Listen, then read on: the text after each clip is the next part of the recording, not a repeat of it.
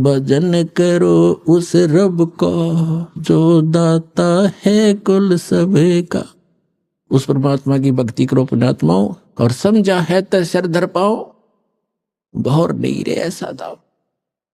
आप बहुत ही विशेष आत्माएं हैं, विशेष प्रिय परमात्मा के बच्चे हो, जो आपको ये ज्ञान अच्छा लग रहा है और आपकी श्रद्धा भगवान में दिन प्रतिदिन बढ़ती ही जा रही है। अन्यथा ये पूरा मानव समाज नास्तिक होने के कागार पर खड़ा था। भक्ति करने वालों की कमी नहीं, श्रद्धालुओं की कमी नहीं, श्रोता बहुत गिने और संतों की भी कोई कमी नहीं, साधु संत बहुत बहुत गिने।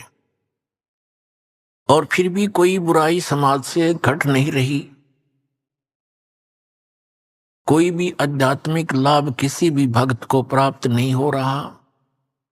किसी को कुछ प्राप्त हो रहा है तो उसके अपने संस्कार से ही हो रहा है। जो बिल्कुल भी भक्ति ना करते वो उनको भी हो रहा होता है, क्योंकि जो पूर्व जन्म के शुभ संस्कार या अशुभ संस्कार वो प्रत्येक प्राणी को प्राप्त होते ही रहते हैं। अब परमात्मा ने रजा करी है, अब वो समय है जो सब जगह भक्ति करने वाले भी महादुखी हैं और जो भक्ति नहीं करते वो तो अपने आप ही दुखी हैं। हाहाकार मचा है। एक पैसा ही सर्वस्व हो गया, माया ही सबको मीठी लगती है। इसका कारण क्या है? हमें अध्यात्म ज्ञान नहीं रहा।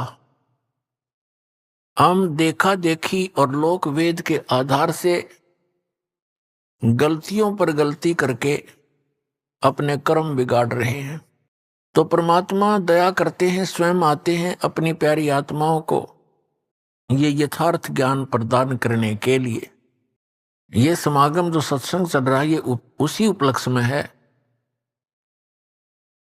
कि वो परमात्मा हमारे पिता, हमारे हमदर्द, सर्व पाप नाशक, सर्व सुखकारी, मंगलकारी, पाप हरण करने वाले हमारे जनक, हमारे पिता, ये परमात्मा हैं। और इसलिए ये हमारे को यह सद्मार्ग दर्शन करने के लिए आते हैं। और काल भगवान जिसके लोक में हम रह रहे हैं, इसका पूरा प्रयत्न होता है कि ये सभी प्राणी परमात्मा से परिचित ना होकर के दंत कथा लोक वेद सुनते रहें, भक्ति करें या तो करें नहीं, विकार खूब करते रहें, और करें तो शास्त्र विधि त्याग का मनमाना आचरण करें, जिससे उनको कोई लाभ होना नहीं। और कुछ दिनों में उनकी आस्था भगवान से अपने आप हट जाती है। जैसे बहुत से ऐसे प्रमाण यहाँ आ रहे हैं, बहुत से उदाहरण हैं कि जो पहले अन्य संतों के पास उपदेशी थे, वहाँ कोई 30 वर्ष, कोई 20 वर्ष, कोई 40 वर्ष अपनी साधना समय व्यतीत करके और सर्वस्व लुटा करके, घर में भी बहुत हानि उठा करके, जन हानि भी उठा करके अब यहाँ आ रहे हैं। अब यदि उनको ये मार्ग ना मिलता और यहाँ उनको कुछ लाभ ना मिलता तो वो नास्तिक हो जाते पक्के। और काल यही चाहता है कि ये ऐसी भक्ति करें जिससे इनको कोई आध्यात्मिक लाभ ना हो, यानी परमात्मा की तरफ से कोई लाभ इनको महसूस ना हो, और ये कुछ दिनों में भक्ति साधना त्याग दें और मेरे जाल में फंसे ही रहें। और वो परमात्मा का प्रयत्न होता है कि मेरी आत्माओं में परमात्मा की चाह, उसकी कसक और उसके गुण समाये रहें। और वो कब तक? इस बीचली पीढ़ी तक, जो सन 1997 में 5505 वर्ष कलयुग बीत चुका है। यहां तक परमात्मा ने आपको ये भक्ति की आस्था बनाकर, भगवान में आपकी आस्था बनाए रखकर इस समय तक लाना था। इसलिए वो परमात्मा चारों युगों में आते हैं। क्या बताते हैं?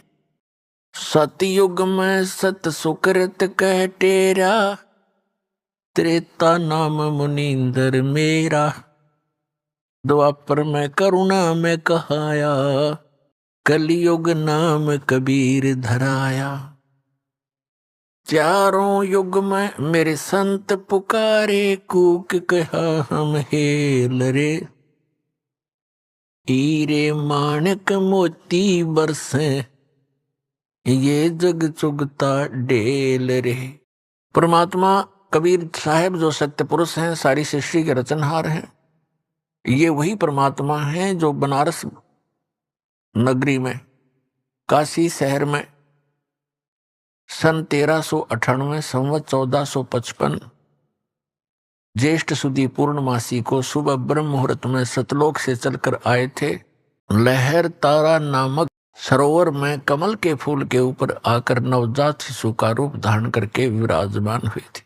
वहां से नीरू नीमा नाम के जो दुल्हा दंपति थे, पति पत्नी थे, वो निसंतान थे और उनको उठाकर घर ले गए। परमात्मा की परवरिश की लीला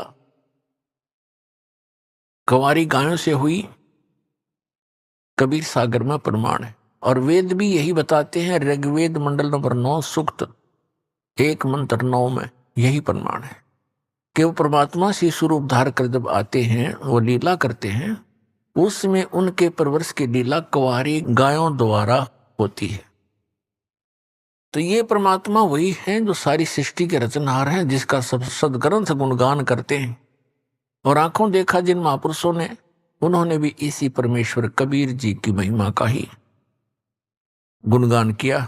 और ये वही परमात्मा है, सारी सृष्टि का रचनहार है। इसके विषय में जिन महापुरुषों को परमात्मा प्राप्त हुए, जिन्होंने परमात्मा का वो निज धाम देखा, लोक देखा, सतलोक देखा, जहां हम सभी रहा करते थे, उन्होंने फिर अपनी अमृत वाणी में बोला और बताया, हम सुल्तानी नानक तारे दादू को उपदेश दिया, जात जुलाहा भेद न पाया, ये काशी में कबीर हुआ। अनंत कोटि ब्रह्मांड का एक रति नहीं भार, सतगुरु पुरुष कबीर हैं कुल के सिरजनहार। सतयुग में सत सुकृत कह टेरा, त्रेता नाम मुनींदर मेरा। सतयुग में परमात्मा सतसुकृत नाम से आए। ऐसे ही कमल के फूल के ऊपर सरोवर के अंदर विराजमान हुए नवजात शिशु बना करके। वहां से एक विद्याधर नाम के ब्राह्मण और उनकी पत्नी दीपिका, वो निसंतान थे, परमात्मा को घर ले गए और कुंवारी गायों से उनकी परवरिश हुई। 5 वर्ष की आयु में मनु जैसे जो विद्वान प्रसिद्ध हो रहे थे, पाक रहे थे, उनके छक्के छुड़ा दिए, जुबान नहीं छोड़ी उनके मुख में। और एक ही प्रश्न परमात्मा किया करते थे, कौन ब्रह्मा का पिता है, कौन विष्णु की मां, शंकर का दादा कौन है, ऋषि जी मोहे बता। उनके पास कोई उत्तर नहीं था। उल्टा परमात्मा के साथ ही वो बेहुदा व्यवहार करने लग जाते थे। ये झूठा है, ये कपटी है, ये पता नहीं किस जाति का है। वहां पर एक पढ़ा मिला था, विद्याधर के घर आ गया, ब्राह्मण के घर। ये ऐसी ऐसी नीच बातें वो परमात्मा के लिए बोलने लगे, विषय बदल दिया करते थे। इसी प्रकार परमात्मा त्रेता युग में मुनिंदर नाम से प्रसिद्ध हुए। उस समय वही आत्मा जो विद्याधर और दीपिका वाली थी, वो दोनों त्रेता युग में फिर ब्राह्मण कुल में ही उनका जन्म था। दोनों का संयोग होया। उनके नाम थे वेदविद ब्राह्मण पंडित और सूर्या नाम की उसकी पत्नी जो दीपिका थी, वो सूर्य नाम से जन्मी, पुनर्जन्म हुआ। ऐसे ही वो निसंतान थे। परमात्मा फिर उनको ऐसे ही सरोवर के ऊपर कमल के फूल पर सुबह सुबह मिले, वो उठा करके घर ले गए। उस समय परमात्मा ने उन ऋषि महर्षियों को सबको निरुत्तर कर दिया। सभी परमात्मा के साथ अच्छा व्यवहार नहीं करते थे और उनको ऐसे ही उलाहने दिया करते, ताने लगाते थे, व्यंग कसते थे कि ना जाने तो किस जाति का है, वेद बीज को कहाँ पड़ा मिला था। जब त्रेता युग में परमात्मा